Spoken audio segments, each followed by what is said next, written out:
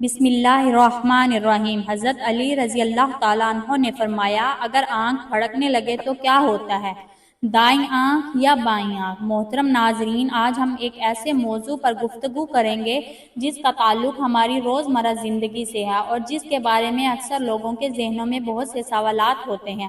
آنکھ پھڑکنا۔ کیا آپ نے کبھی محسوس کیا ہے کہ اچانک آپ کا آنکھ کا نچلا یا اوپری حصہ خود بخود پھڑکنے لگتا ہے؟ اسے آپ روکنا چاہتے ہیں مگر وہ رکتا نہیں۔ ایسے موقع پر آپ کے ذہن میں یہ سوال ضرور آتا ہے کہ آیا یہ کوئی اچھی بات ہے یا بری؟ کیا اس کے پیچھے کوئی اشارہ ہے؟ آج ہم اس موضوع کو مختلف پہلوؤں سے دیکھیں گے، طبی نقطہ نظر سے، روایتی عقائد کی روشنی میں اور سب سے اہم اسلامی تعلیمات کی بنیاد پر۔ آنکھ پھڑکنا کیا ہوتا ہے؟ سب سے پہلے ہم یہ سمجھتے ہیں کہ طبی اعتبار سے آنکھ پھڑکنا کیا ہے۔ ڈاکٹروں کے مطابق آنکھ کا پھڑکنا ایک ایسی حالت ہے جسے طبی زبان میں کہا جاتا ہے یہ پلک کے اندر موجود مائیوپنیا، چھوٹے چھوٹے پٹھوں کا غیر ارادی طور پر سکڑنا اور پھیلنا ہوتا ہے۔ یہ عموماً بے ضرر ہوتا ہے اور چند منٹوں یا چند گھنٹوں میں خود ہی ٹھیک ہو جاتا ہے، اور یہ ذہنی تناؤ اور پریشانی، کیفیت کا زیادہ استعمال، آنکھوں پر زیادہ دباؤ، موبائل اسکرین کا زیادہ استعمال، میگنیشیم کی کمی، خشک آنکھیں۔ یہ بات ذہن میں رکھیں کہ اگر آنکھ مسلسل کئی دنوں تک پھڑکے تو کسی ڈاکٹر سے مشورہ کرنا چاہیے۔ جو ہمارے معاشرے میں صدیوں سے چلتے آ رہے ہیں، برصغیر پاک و ہند سمیت دنیا کے بہت سے علاقوں میں آنکھ پھڑکنے کو ایک علامت یا شگن سمجھا جاتا ہے۔ لوگ اس سے مستقبل کی خوشی یا تکلیف کا اندازہ لگاتے ہیں۔ دائیں آنکھ کے پھڑکنے کے بارے میں روایتی عقائد۔ عام طور پر دائیں آنکھ کا پھڑکنا مردوں کے لیے خوشخبری کی علامت سمجھا جاتا ہے۔ یہ مانا جاتا ہے کہ کوئی اچھی خبر آنے والی ہے، کوئی پرانا دوست یا رشتہ دار ملنے والا ہے، مالی فائدہ ہونے والا ہے، کوئی خوشی کا موقع قریب ہے۔ خواتین کے لیے بعض روایات میں دائیں آنکھ کا پھڑکنا تکلیف یا رونے کی علامت بھی سمجھا جاتا ہے۔ البتہ یہ عقائد مختلف علاقوں میں مختلف ہیں۔ بائیں آنکھ کے پھڑکنے کو عموماً خواتین کے لیے خوشخبری اور مردوں کے لیے کسی پریشانی یا نقصان کی علامت سمجھا جاتا ہے۔ کچھ روایات میں کہا جاتا ہے کہ بائیں آنکھ پھڑکنے تو کوئی اچانک ملنے آنے والے پیسوں کا نقصان ہو سکتا ہے، کوئی پرانا جھگڑا سامنے آ سکتا ہے۔ آنکھ کے آنسو۔ روایتی طور پر یہ کہا جاتا ہے اوپری پلک تو کوئی ملنے آنے والا ہے، تو کوئی خوشی کی خبر آنے والی ہے۔ پیارے ناظرین، اب ہم سب سے اہم اور ضروری بات کی طرف آتے ہیں، اور یہ ہے کہ اسلامی نقطہ نظر۔ اسلام ایک مکمل ضابطہ حیات ہے۔ اسلام نے ہمیں ہر معاملے میں رہنمائی دی ہے۔ اب یہ سوال یہ پیدا ہوتا ہے کہ کیا اسلام میں آنکھ پھڑکنے کو کسی علامت یا شگن کے طور پر مانا جاتا ہے؟ اس کا جواب ہے نہیں۔ اسلام میں تعطیل یعنی بدشگونی لینا یا کسی چیز کو علامت سمجھ کر اس کی بنیاد پر فیصلہ کرنا سختی سے منع ہے، اور ان کی بدشگونی اللہ ہی کے پاس ہے، یعنی ہر خیر اور شر کا علم صرف اللہ کے پاس ہے۔ کوئی پرندہ، کوئی علامت، کوئی جسمانی حرکت یہ کچھ نہیں بتا سکتی۔ حدیث مبارکہ ہے کہ حضرت عبداللہ بن مسعود رضی اللہ تعالیٰ عنہ سے روایت ہے کہ رسول اللہ صلی اللہ علیہ وسلم نے فرمایا، بدشگونی شرک ہے اور بدشگونی شرک ہے۔ یہ حدیث 3 مرتبہ فرمائی گئی ہے، جو اس بات کی اہمیت کو ظاہر کرتی ہے۔ ایک اور حدیث میں ہے، حضرت انس رضی اللہ تعالیٰ عنہ سے مروی ہے کہ رسول اللہ صلی اللہ علیہ وسلم نے فرمایا کہ کوئی بیماری خود بخود نہیں لگتی اور بدشگونی درست نہیں، لیکن مجھے فال یعنی خوشگمانی اچھی لگتی ہے۔ اس حدیث سے معلوم ہوتا ہے کہ ہمیں ہمیشہ اللہ سے حسن ظن رکھنا چاہیے اور اچھی امید رکھنی چاہیے، نہ کہ کسی جسمانی علامت پر دھیان دینا چاہیے۔ علماء اکرام نے اس موضوع پر بہت واضح موقف اختیار کیا ہے۔ مشہور اسلامی اسکالر شیخ ابن باز رحمۃ اللہ علیہ فرماتے ہیں کہ آنکھ کا پھڑکنا، پرندوں کی اڑان اور اس طرح کی دیگر علامات سے مستقبل کا اندازہ لگانا ناجائز ہے۔ یہ عمل انسان کو اللہ پر توقع سے دور کرتا ہے۔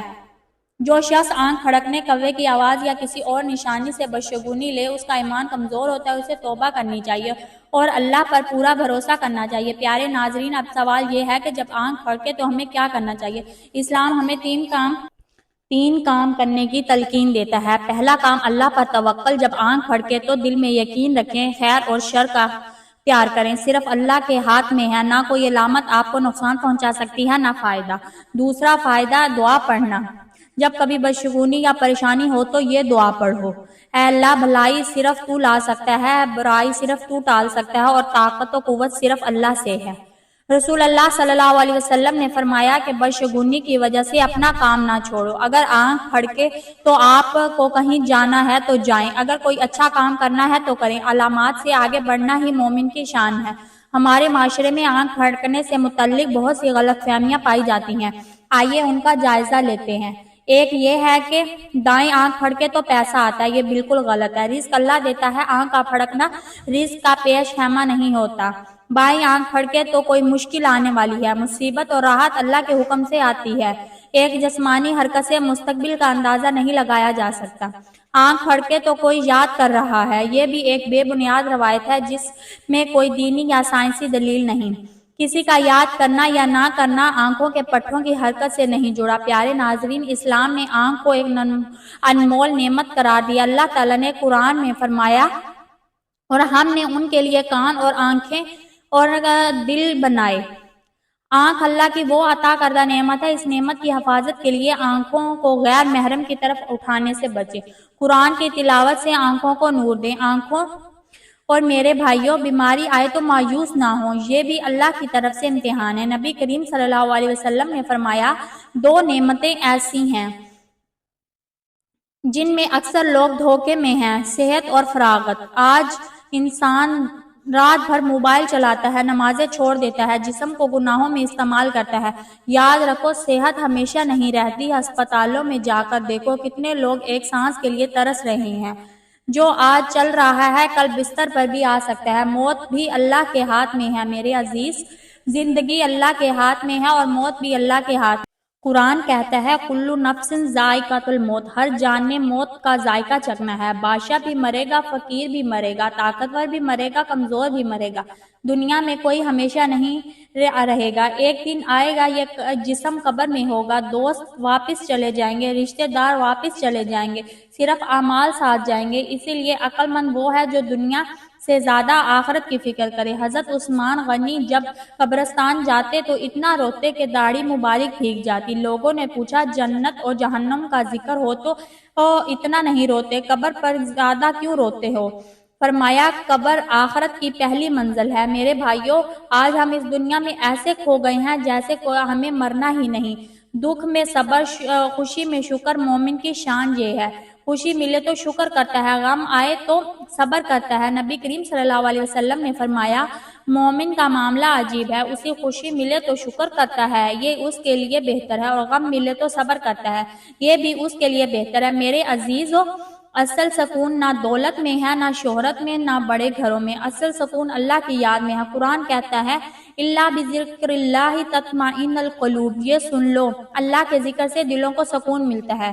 آج لوگ ڈپریشن میں ہیں، پریشانی میں ہیں، کیونکہ دل اللہ سے دور ہو گئے ہیں۔ اللہ سے تعلق مضبوط کرو، نماز قائم کرو، قرآن پڑھو، توبہ کرو، ماں باپ کی خدمت کرو، حرام سے بچو، جھوٹ، غیبت، حسد چھوڑ دو، اللہ کی قسم زندگی بدل جائے گی۔ ایک سبق آزمود واقعہ، ایک شخص بہت پریشان تھا، وہ ایک بزرگ کے پاس آ گیا اور کہا، میری زندگی میں بہت غم ہے۔ بزرگ نے پوچھا، کیا تم نماز پڑھتے ہو؟ اس نے کہا، کبھی کبھی۔ پوچھا، قرآن پڑھتے ہو؟ کہا، نہیں۔ فرمایا، تم نے دل کو اللہ سے دور کر دیا، اسی لیے سکون بھی چلا گیا۔ میرے بھائیوں، اللہ سے جڑو گے تو دل کو سکون ملے گا۔ دنیا عارضی ہے، یہ دنیا ہمیشہ رہنے کی جگہ نہیں۔ یہاں ہر خوشی ختم ہوگی، ہر جوانی ڈھلے گی، ہر صحت بیماری میں بدلے گی، صرف اللہ کی ذات ہمیشہ رہنے والی ہے۔ آج فیصلہ کر لو، نماز نہیں چھوڑیں گے، قرآن سے تعلق جوڑیں گے، گناہوں سے توبہ کریں گے، ہر حال میں اللہ پر راضی رہیں گے۔ اے اللہ، ہمیں ہر حال میں اپنا شکر گزار بندہ بنا دے۔ اے اللہ، غم میں صبر اور خوشی میں شکر عطا فرما۔ اے اللہ، ہمیں صحت، ایمان اور رزق اور حلال اور سکون والی زندگی عطا فرما۔ اے اللہ، بیماریوں کو شفا عطا فرما، پریشان حال لوگوں کو پریشانیاں دور فرما۔ اے اللہ، ہماری موت ایمان پر نصیب فرما، قبر کو جنت کا باغ بنا دے، پل صراط آسان فرما اور جنت الفردوس عطا فرما۔ آمین یا رب العالمین۔ میرے عزیز، یاد رکھو، خوشی ہو یا غمی، صحت ہو یا بیماری، زندگی ہو یا موت، یہ سب اللہ کے ہاتھ میں ہے۔ بس اللہ سے تعلق مضبوط کر لو، زندگی سنور جائے گی انشاءاللہ تعالی۔ اللہ پاک سے دعا ہے کہ اللہ پاک نیکی کی بات کو سننے، سمجھنے اور اس پر بات عمل کرنے کی توفیق عطا فرمائے۔ میرا سنانا اور آپ کا سننا اپنی بارگاہ الہی میں قبول و منظور فرمائے۔ آمین ثم آمین۔ اللہ پاک ہم سب کا حامی و ناصر ہو، آمین یا رب العالمین۔